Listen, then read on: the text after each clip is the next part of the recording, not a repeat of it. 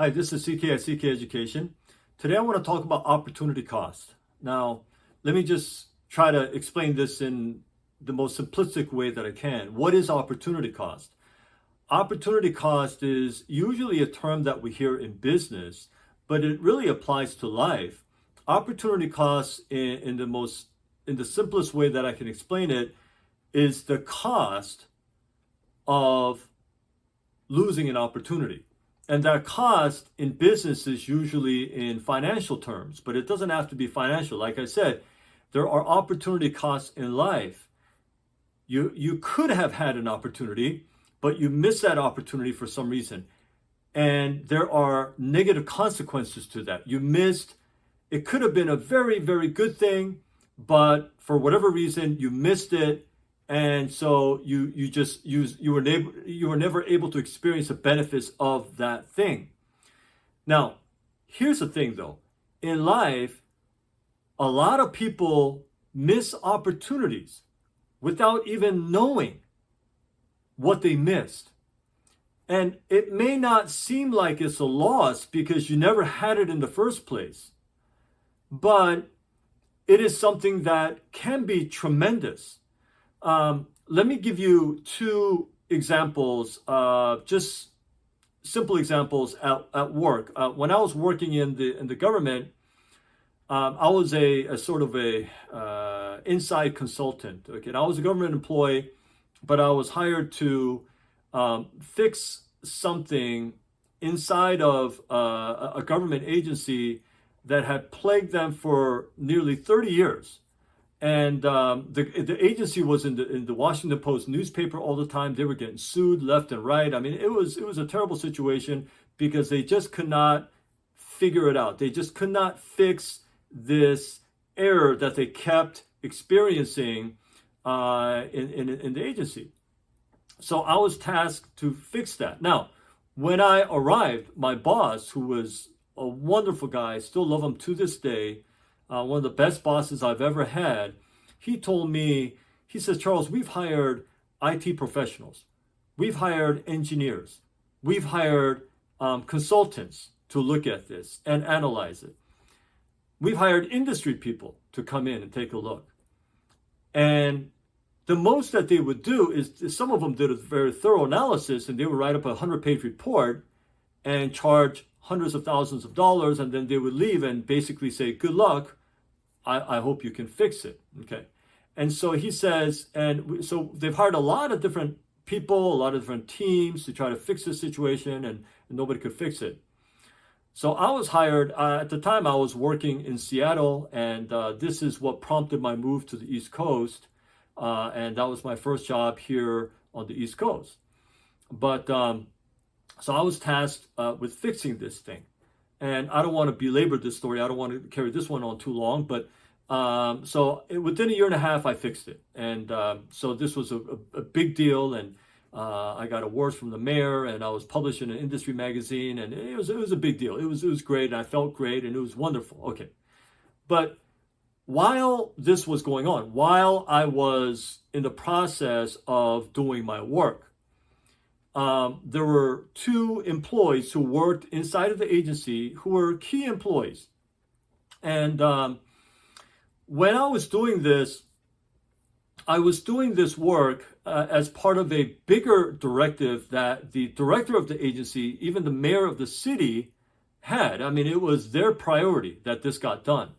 And so I made that very clear to all the people that I was interacting with, and this is not my thing. You know, I was a new guy coming in, and I'm sure a lot of people, and some people just bluntly said to me, who are you? You know, you've been working here for 6 months, you act like you know everything or something. You know, the people were, and I understood why people were saying that. But regardless of what they were saying, I plowed through and kept going. There was this one particular employee there. He had been there for about 15 years, very knowledgeable, knew his stuff better than almost anyone there. And the problem was he was never promoted. And so he always sort of had this Resentment, I guess, against the agency, that he was always passed over for advancement and promotions. And he really wanted to run the place, not the entire agency, but this part of the agency. And I thought that he could do a good job, and he had the knowledge, he had the experience, but he didn't have the right attitude. And he was very negative, he was very cynical, he was very critical. He was sort of, poison in the organization, I felt. And so I tried for many months to bring him on to our side. I said, look, man, it's you have you have good knowledge, you have deep knowledge, and you really had a lot of good ideas, and he has a lot of experience. And I said, man, you could run this place. And he said, yeah, I could run this place. And I said, and you could, and you could do that, but if you keep complaining, if you keep doing these underhanded, things, and you're stabbing people in the back, and you're doing things that are against the agency, nobody's going to want to promote you. Nobody's going to want you put you in charge, because they don't trust you. So I think there are a few things, you got to fix like that. You got to have this right mindset, and you got to have a better attitude, and you got to be more of a team player. You can't just be doing your own thing and then expect people to entrust you with 40 people here. And so I have had private conversations with him, and I talked to him. I really wanted him to come over and really be part of our team and to join our efforts. But what happened was, he used very sort of deceitful tactics, and even in training and so forth, he would act like he's taking notes, but he would write down all the things that I was saying, and then he would roll it up and put it in his back pocket. And at first I thought, man, this guy's coming around, he's taking notes and he's taking it seriously. But he would go and he would report it to somebody or say, who's this guy? This guy has no right to tell us what to do, and the things that he's training us to do and telling us to do are not in line with policy and all this stuff. And he was just making ridiculous claims like this. And so what he didn't know was, I had the ear of the director of the agency, because again, this was not my project. I was hired to do the project that the director wanted done. And I made this clear to everybody there, but he didn't take that very seriously. One time I had many meetings with the director, but one time the director asked my boss and I to come to his office, and we did. And he says, is there anything, Charles, that's in the way? Is there anything that I could do to help you do your work better? And I said, well, it's been many months now, and we're definitely getting there. But there is one thing that I think that is really getting in the way. He says, yeah, what is it? Anything, And I said, it's not really a thing. There are two people. And and I had talked to my boss about this many times. And so the person that I'm referring to here, I mentioned his name, and the director knew his name very well. He says, yeah, we've been having issues with him. And there was this other guy as well. So I told the director bluntly, and I said, look, director, these two people are poison in that department. And it is affecting everyone else's morale. And they're being deceitful in the things that they're doing. And it's unfortunate, because they have so much experience and so much knowledge. They could do so much good, but they're using that against the department, and they're being very selfish. And so the director understood. And so about 2 months later, these two people were fired. They don't know what hit them. I mean, they didn't know what hit them, And there was such a big opportunity cost there. If this person had the right attitude, if this person had the right mindset, this person would have run that department, would have gotten paid a lot more, and would have a much brighter career path. But instead, he was basically stuck in the same position for 15 years, and then he got fired. And every time I think of this, I think, what a loss. It could have been so avoided, but that was a huge loss. And it was all due to his mindset. And this is why I say mindset is so important for success. You can be the most experienced, you can be the most knowledgeable person, but without the right mindset, you just don't get ahead. So this was a huge opportunity cost for him. That opportunity that he lost and all the other opportunities that he could have and would have gotten had he had the right mindset was all lost because he decided to be selfish instead of a team player. But let me tell you about another lady who also worked in the department, and she had a lot of years there as well. She would work there, I think, 20 years. Again, very knowledgeable, just as knowledgeable as this guy. But she had a very different mindset, very different attitude, very humble. And when I went in, she became one of the most important, one of the most critical people in helping me accomplish this vision that the director had. And she was really my subject matter expert. And she would help me in any way she could. And she did. And we became good friends. And she was just a wonderful lady. And she never sought out acknowledgement or praise, or she just wanted to help. And she was just 100% on board. But little did she know that when it came time, again, when the director asked me, who do you think, Mr. Kim, would be the best person to be put in charge of this department, because we need to get some different management in there. We need someone in charge of that place. Who would be a good person to do that? Immediately her name came up, and she became she was put in charge of that office. She didn't know that and that was not what her goal was. She wasn't trying to do that. She wasn't helping me so that she can get that position or anything else. She didn't know this was coming. But the other guy had a huge opportunity cost, whereas this woman, she had an opportunity given to her because she was ready, she was prepared, she had the right mindset, and she was doing the right things all the time. And this is just a small example of what I'm talking about. There are opportunities in life that will pass you by, and you may not even know it. You may not even know it.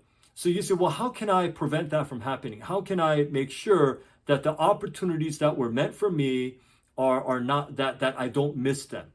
And I think it comes down to a few simple principles, a few simple mindset principles. And that is, first of all, you have to always aim and always adjust your mindset so that you have the correct mindset about things. So you have a positive attitude rather than a critical attitude. For example, you have a humble attitude instead of an arrogant attitude. For example, you have an attitude of working hard, not being lazy. For example, you have the right mindset of treating people the right way. All people are equal and valuable, instead of being stereotypical or racist or duplicitous in the way you treat people. You have a healthy and the right mindset about yourself, about your own worth, without being arrogant. You know who you are, and you always have a mindset of being able to learn from other people rather than thinking you know everything. And on and on. You're filling your mind and your life and your heart with the right things. You're trying to think the right way. You're trying to do the right things. And so you're constantly working on yourself to become a better version of yourself, first and foremost. Secondly, you are focused on discovering your personal calling and purpose in life, not trying to compete with other people, not comparing yourself to other people, which is a complete waste of time and a waste of your life. You are rather focused on finding out what is your own purpose, what is your God-given calling in your life. Regardless of what other people are doing, no matter what other people say, you just figure that out for yourself. And you are constantly aware and open and sensitive to that. And if you do those two things, I think that is very difficult to have these opportunities that were meant for you to pass you by. Opportunity, when it meets preparation, is what most people call success. When things happen in life, when people achieve things, or when wonderful things happen, people think, oh man, that person was lucky, or that person was lucky. What other people call luck or success, it's not really luck or success, or it's not luck. The success is not luck. It is when preparation, sometimes years of preparation, meets the opportunity. And when they come together, it is what some people call, oh man, they were lucky. But little do they know that it wasn't luck. It was a lot of right preparation, and it was a lot of sowing and tilling of the soil, so that when at the proper time, when the time came, the opportunity met the preparation and there was a harvest. This is how most success happens. And so this is why I say we control more things than we think.